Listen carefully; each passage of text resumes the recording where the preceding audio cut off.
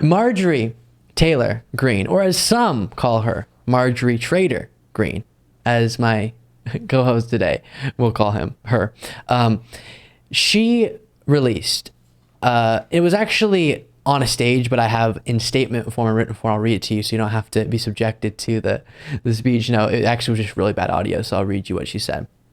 She is now proclaiming that as we approach the appropriations debate, funding of the government is being decided on, and if an agreement is not come to between the two parties by a certain date, the government will shut down. She's saying, I'm going to allow for a government shutdown, meaning I will not support funding the government unless we open an impeachment inquiry into President Joe Biden. So before we talk about this, over what the bribery accusations they haven't been able to prove. Okay. I've already decided, Marjorie Taylor Greene says, I will not vote to fund the government unless we have passed an impeachment inquiry on Joe Biden. I will not fund the government because I will not fund the weaponized part of the government. I'm not going to continue to fund the Biden regime's weaponized government. No evidence of that. So there should be no funding for Jack Smith, special counsel. We had to fire David Weiss. What? Who is protecting Hunter Biden on his special counsel. Not true. And we have to rein in the FBI. I will not vote for money to go towards those things. And then she continues, I will not vote for a continuing resolution that funds mask mandates, vaccine mandates, and COVID, because that is over. Of course, it's not. We're seeing a surge right now. Joe Biden even declared that it is over. And lastly, my red line in the sand has always been, I will not vote to fund a war in Ukraine. We have to have peace. So I will be happy to work with all my colleagues. I will work with the Speaker of the House. I work with everyone, but I will not fund those things. And I thought it was most important for me to tell you all first because I work for you. And that's what we have to do, she says. So can I just quickly say the percentage of our defense budget, if you just raw numbers, that we are spending in equivalent terms, not that it's coming out of our, I mean, it is a part of, but to Ukraine in aid form, whether it be military or otherwise, is so tiny. I think they said less than 3% or something. And she's fine every year, unless there's wokeness in the military, with our defense budget being signed off on. No issue. And then when it comes time to support a country that's actively being invaded, she says, oh, we don't have the funds to support them in this endeavor, when it is massively separate from caring about the humanity of Ukrainians, which you should, but she doesn't, massively in our national security interest to support Ukraine here. And Mitt Romney, by the way, nicely explained why in a past interview moment. But what do you think of that, Josiah? Well, number one, I want to thank you for reading it instead of subjecting me to. I mean, even under perfect audio, it's a chore to listen to Marjorie Taylor Greene. But yeah, I mean, listen, she has been threatening the funding of government. I mean, I think since President Biden took office for various reasons, right? I mean, it's just she continues to move the goalpost. She'll always try to thwart the funding of government as long as the federal government is led by a Democrat, particularly President Biden. But yeah, it's incoherent. Like, defund the weapon. What are you talking about? Are you talking about Jack Smith, the special prosecutor? Because Fani Willis, you know, she's a state level, you know, district attorney for Fulton County. I'm sure she received some sort of federal funding, but I mean, she also received state funding as well. So her case would continue. What just are you talking about? Defund it. Just defund the whole thing. Right. Just defund Georgia. Just defund like Georgia. I don't think there's any need to fund Georgia. We can just, I mean, it's absurd. And the other thing is too, you know, it's not serious because she also does stuff like this in conjunction with filing article of impeachment after article of impeachment and article of impeachment. The other thing I'll just remind everybody, and I expect if history is any like indicator, it will be the case here. Generally speaking, when government shutdowns occur, certainly within the past 30 or 40 years, like 9 times out of 10, it's because congressional Republicans have triggered it. It was certainly the case under President Clinton. It was the case under 2 terms under President Clinton, 2 terms under President Obama.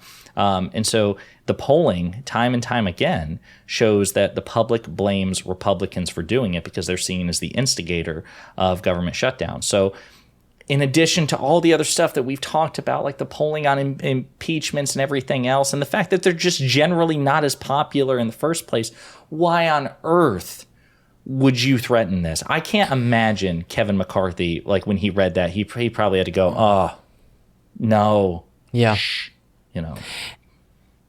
And I've talked about extensively in the past how there's a few ways that this impeachment thing could go, and almost all of them lead to the Republicans looking really bad and them hurting their own party because of the lack of justification. But we have to go back to, why is it the case that Republicans are so often the instigator for these and reason for these government shutdowns? Because their ideology is based on the premise of government can't work. That's why we need a small government. Rather than looking at all these different issues and saying, where can the government effectively intervene, where can it not? Where is it inappropriate for it to be a part of and where it is not? Instead, it's just, we shouldn't have government. And we'll hear Republicans say, everything we do here just usually messes things up even more. And the belief that the government can't be mobilized in such a way to benefit the lives of the constituents that they serve. So then, if you're saying it's all broken, it's not too bad for your message to break it even further and to say, see, I told you. And it's exactly you're actively what we see. incentivized. You're actively incentivized. You underfund certain programs, they function less effectively, and then you say, look, it's functioning ineffectively, let's underfund it. And so it makes sense. It's in line with their ideology. No, 100%. It's so, man, I'm telling the whole thing. It's like, we've said this before, but being a Republican politician in the United States of America, not saying it's perfect, not saying everything's easy, but it is basically the equivalent, the political equivalent of playing a video game on the easiest difficulty with all the cheats enabled. You have God mode running. When your entire worldview is government sucks, which has been that's been the refrain since particularly the Reagan administration, and then you thwart every attempt for the government to function, then you point to your constituents and say, see, government sucks, not doing anything for you. But by the way, put me back in government. Like, it's a fraud. It's like a self-perpetuating fraud at all times. And they get rewarded for it. They get rewarded. And then people turn to Democrats so often and go, to me, again, to use another metaphor, it's like a three-legged race. It's like Republicans are the worst partner in a three-legged race. Instead of like even just bickering like, no, we should go this way, or no, we need to increase our pace, they just flop to the ground and grab your leg and then turn to you and be like, hey, why did we not cross the finish line? And it's just so aggravating. I just was talking to someone who's a viewer of the show, and they said, one of the things I really like about your delivery is that you stay calm, you know? And when I talk with you, it's so hard not to get so riled up, because it truly is ridiculous, but it's not the ridiculousness by itself.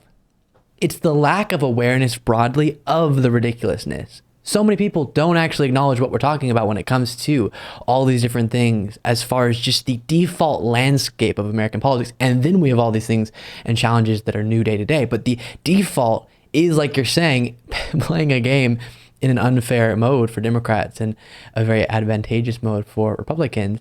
And an example of this is Republicans can effectively turn to Americans and say, hey, put us into power, because these Democrats, you see what's going on? They're bad for the economy. They're bad for fiscal responsibility, which is just not the case based on the data the last multiple decades. In some cases, with the economy, a century. But somehow it works. And I don't get it. And it makes me sad and then angry, back and forth. No, 100%. I mean, listen, I do rile myself up on my own channel, so I'm going to take most of the blame for this. But yeah, like, these collaborations are so much fun, but it's bad for blood pressure, because it is. It's like, listen, and it's not like I just want to like whine impotently about the double standard here, right? I think, but the double standard can change, right? It's not divinely established. It's not like an edict from on high. We all contribute to it, which means we can change it. It's important for my audience, your audience, everybody, for us to like go out into the world and say, you know what, even in just like incremental ways, start pushing back on that. Start expecting as much from the GOP as we expect from Democrats. Because here's the thing, I don't want Democrats graded on a curve. I think there's supposed to be a you're supposed to hold power to account, and it doesn't matter if it has a D next to its name or an R. I've said it before on my channel. When Joe Biden is in the White House, he has the most responsibility out of any person on this planet, including right now even Donald Trump, because Donald Trump's not president, to behave the most ethically and the most responsibly. I believe that power and responsibility go hand in hand, and they scale, and it doesn't matter who has power at the time. The problem is congressional Republicans, Republican governors, the leaders of the GOP, they behave differently. They're saying, listen, when we're in power, grade us on a curve. When the Democrats are in power, hold them to the most strict standards possible, and we'll join you. We have to try to break that mold. Thank you so much for watching. For the outro on this video, I want to plug Josiah's channel. Hit them with it, Josiah. Hey, everybody. I appreciate you watching. You can find me at youtube.com/@ponderingpolitics. One word, pondering politics. If you like progressive commentary that focuses on coalition building with other elements of the left and calling the Republican Party out for what it's become, I hope you'll view my channel. Give me a like and subscribe and some feedback. Again, youtube.com/@ponderingpolitics. Thanks again.